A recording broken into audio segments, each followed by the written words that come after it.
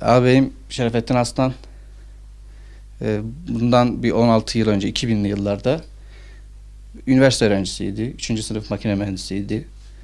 Yani son derece başarılı bir abimizdi. Babamın sevdiği, en değer verdiği, okuması için yardımda bulunduğu, o zor şartlar altında emekli memuruyla bir camiye gidiyor akşam namazı kılmaya. Akşam namazı çıkışından sonra işte sürekli camide, ilimlerde, o cemaatin böyle güzel hizmetlerinde kendine yer vermişken üniversitede bir Kur'an okuttu diye üniversite öğrencisiydi. O zamanın bu e, grupları karşı tarafın o kötü gruplar dediğimiz, daha doğrusu ismini zikretmek istemiyorum çok ama sağcı solcu olaylarının karıştırıldığı olaylarda abimlerin kötü bir olay yaşamışı. Üzerinden işte 16 sene geçiyor. Yemiş olduğu büyük bir ceza var. Hakikaten bir mağduriyetimiz var. Abim e, yani çok zor süreçlerden geçti. Malatya'da bir 3 kere ağırlaştırılmış müebbet cezasına çarptırıldı. Yani hiç beklemediğimiz sonuçlar, hiç beklemediğimiz kararlar, bir Kur'an okutmanın cezasının bu kadar ağır olduğunu, yani bir namaz kılmanın bedelinin bu kadar zor olduğunu kimse bilemezdi. Yani bu kadar, yani bu zulmün, bu haksızlığın, yani bu zorluğun, yani bu kadar kötü olmasının sonucu kimse beklemiyordu. Babam hayal kırıklığına düştü. Yani babam günlerce yataklarda kaldı. Başarılı birisiydi abim. İçeride çok daha iyi şeyler de yaptı. Hiçbir zaman kötü bir yola da düşmedi. Babamın her zaman ona söylediği, oğlum eğer varsa bir yanlışın buyur söyle. Abimin hiçbir zaman benim bir yanlışım olmadığını, daha çok baba benim Allah için bu kendimi verdiğimi, bütün hizmetlerini de Allah için yaptığını her zaman vurguluyordu. Ee, Abim içeri girdiği zamanlarda 23-24 yaşlarındaydı. Üniversiteyi tabii orada artık içeri girdikten sonra bıraktı ama içeride bunu devam ettirdi. Çünkü her zaman bir umut olduğunu düşündüğü için hiçbir zaman pes etmedi. Üniversitelere devam etti. Şu ana kadar 4 üniversite bitirmiş oluyor. Abim, onun yanı sıra Arapça, İngilizce, zaten öncesinde Osmanlıcayı da bildiği vardı. Yani 4 dile yakında bir dil tecrübesi var. Yani böyle bir insanın cezaevinde mağdur olduğu. Yani böyle bir insanların nerelerde olduğunu gördüğümüz halde bile böyle bir abim gibi insanların cezaevinde olduğunu biliyoruz. Yani zor bir dönem onlar için de. Yani FETÖ mağdur olduğumuzu, gerçekten FETÖ'nün savcıları, hakimlerince abimin bu cezayı çarptırıldığı, yani zor bir ceza, büyük bir cezaya çarptırıldığını biliyoruz. Yani mağdur olduk bu konuda. Bizim kendisini sık sık cezaevlerinde ziyaret ettiğimiz durumlarda yani büyük bir haksızlık olduğunu her zaman kendisi de söylüyordu. Biz abi bu durumlardan dolayı pişmanlığınız, bu durumdan dolayı sizin zorluklarınız neler oldu diye sorduğumuzda her zaman haksızlığa uğradıklarını söylüyor. 97'de bu sokak kavgası olmadan önce sürekli üniversitede tahrik ediliyordu zaten. Bunlar her camiye gidiş gelişlerinde zorluk yaşadıklarını, camiye neredeyse gizli gizli gittiklerini. Çünkü yani 20-21 yaşlarındaki gençlerin camiye o zamanlar nasıl gittiklerini hepimiz de biliyoruz yani. Abimlerin çok zor bir şartlar altında zaten ibadetlerini yaptıkları vardı. Bir de karşı grupların da biraz böyle baskıcı, onları zora soktukları bir döneme de denk gelince o cami çıkışında 3 kişilik bir arkadaş grubu abimler. Karşı tarafın 15 kişilik bir grubu var. Savunmasız bir şekilde abimlerin camiden çıkmasıyla karşı tarafın kavgasına karışıyorlar. Onların bıçakları, onların sopaları, satırları, ne bileyim bütün öldürücü maddeleri varken abimler hiçbir şey yok. Kendilerini savunmaları için kavga başlamış oluyor. O kavga sırasında karşı taraftaki olaylar tam bilmiyorum ama herhalde bir yaralanmanın olduğunu, daha sonrasındaki bilmiyorum, daha ölümlü bir vaka var mı yok mu tam bilmiyorum ama yani zor bir sürecin oradan başladığını biliyoruz. O sokak kavgasını hemen bu suça meyletmek, hemen bu suç altında yargılanmak, ömür boyu hapse mahkum etmek bizim için de zor oldu. Abim için de zor oldu tabii. Bir hayat gitti yani. Üniversitede makine mühendisi bir insan, başarılı bir genç. Yani abim gibi yan tarafında bir doktor arkadaşı, yani hemen yanında bir öğretmen arkadaşı da vardı. 3 tane eğitimci, 3 tane üniversite okuyan bir insanın böyle bir olayla, böyle bir büyük bir cezayla çarpılması bizi üzmüştü. İlk başta Malatya'da yargılandı. Malatya'da bir 6 sene kadar kaldı. O süre bizim için çok zordu tabii. Gelgitlerimiz zor oluyordu, imkansızlıklarımız vardı. Yani gidip orada saatlerce kaldığımız günler önce de gittiğimiz oluyordu. Yani abimin orada yani bizim de aile olarak çok zor durumlarımız vardı. Görüşlerimiz zaten kısıtlı, birer saat, ikişer saat demir parmaklar arasında ne kadar bir şey olacaktı. Ardından abim biz zor bin belayla işte babamın hasta olduğunu, babamın da büyük bir hastalığı vardı, kanser hastasıydı. Abimi işte ricayla, işte dilekçelerle, e, kendi işte inisiyatifimizi kullanaraktan birazcık da böyle farklı STK'ların destekleriyle Bitlis'e getirdik. Bitlis'ten sonra tekrar burada bir zorlukla Ordu'ya sürüldü. Yine biz babamızın zorluklarını, babamızın hasta, kanser hastası olduğunu, gidip gelemediğini, yolların uzun olduğunu, maddiyatsızlığın, yani bunları da bize katlanınca bir daha talep ettik bu taraflara gelmesini. Tekrar Bitlis'e getirdik abimizi. Sonrasında abim bu sefer kendi isteğiyle üniversiteyi okuduğu için Ankara'ya gitti. Ankara'ya gidişi de bizim için çok zor oldu. Büyük bir külfetle. Yani bir Ankara'ya okul öğrenci olmasına rağmen bile götürdüğümüzde bizden 6-7 bin lira para talep ediliyordu. Yani buradan oraya 6 milyar para isteniyordu. Bir haftalık, 10 günlük bir sınavı için. Gitti bu sefer dönüşü için. Babamın vefatına denk geldi bu seferki dönüşü. Bu sefer bizden 10 bin lira gibi para talep edildi.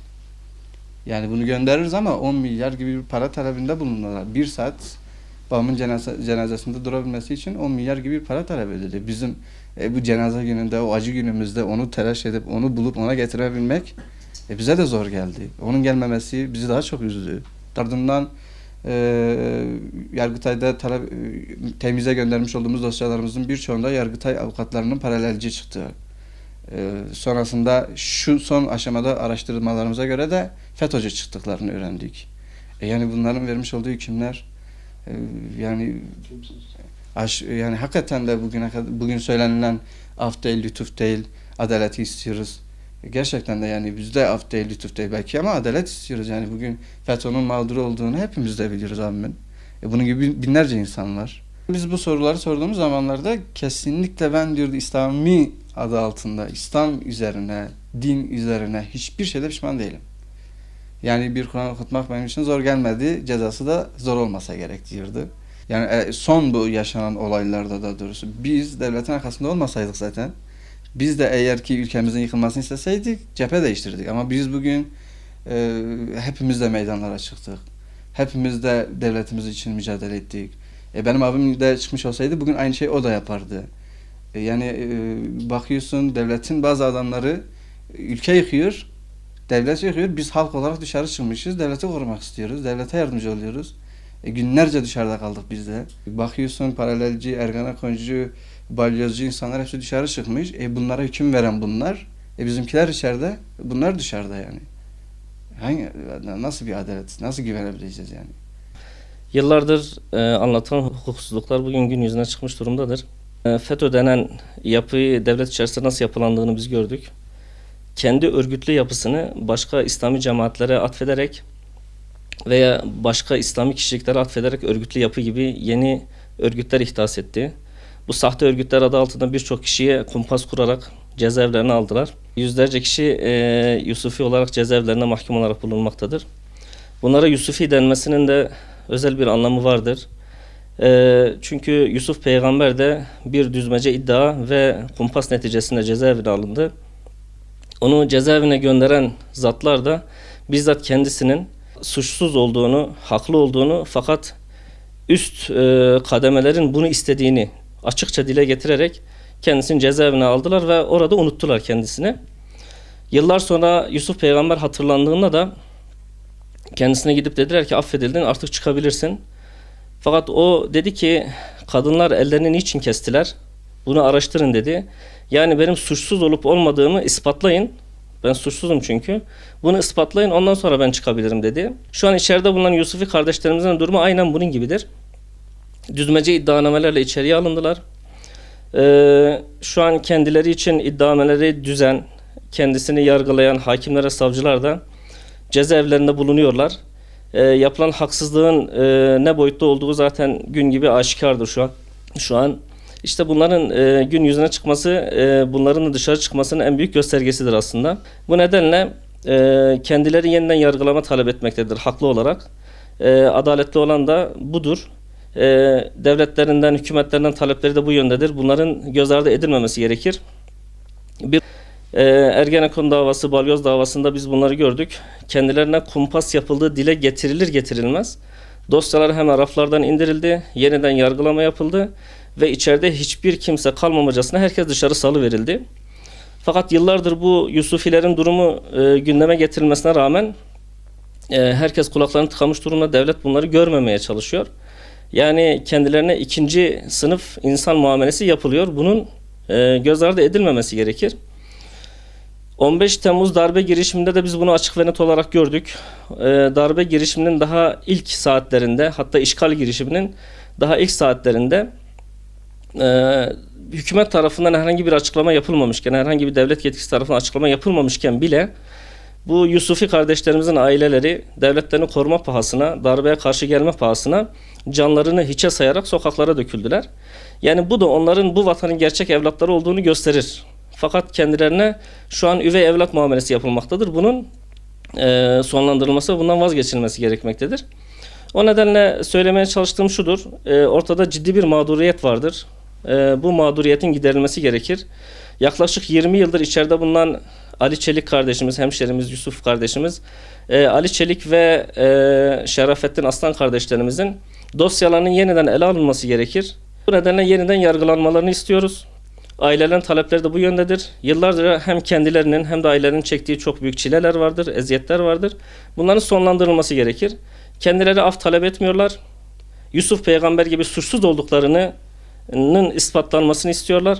Bu nedenle dosyaları yeniden raflarına indirilmeli ve tekrardan ele alınmalıdır. Biz Yusufi kardeşlerimizin aileleriyle görüşüyoruz. Kendileriyle de aileleri vasıtasıyla görüşüyoruz.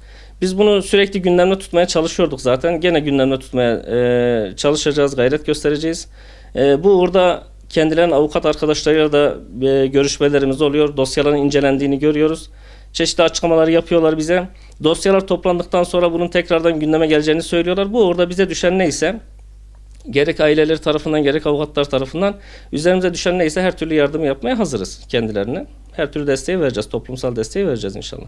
Canlı şahit olarak ki biliyorum ki bu Yusufi medresede kalan kardeşlerimizin suçu yok. Suçu kulp olarak taktılar. Mutlaka bir şeyler yapacaklar ki suçlu bulup götürüp yatırdılar. Yani tamam derler ki sokakta mı şeyde bulduk, herkesi bulduk değil.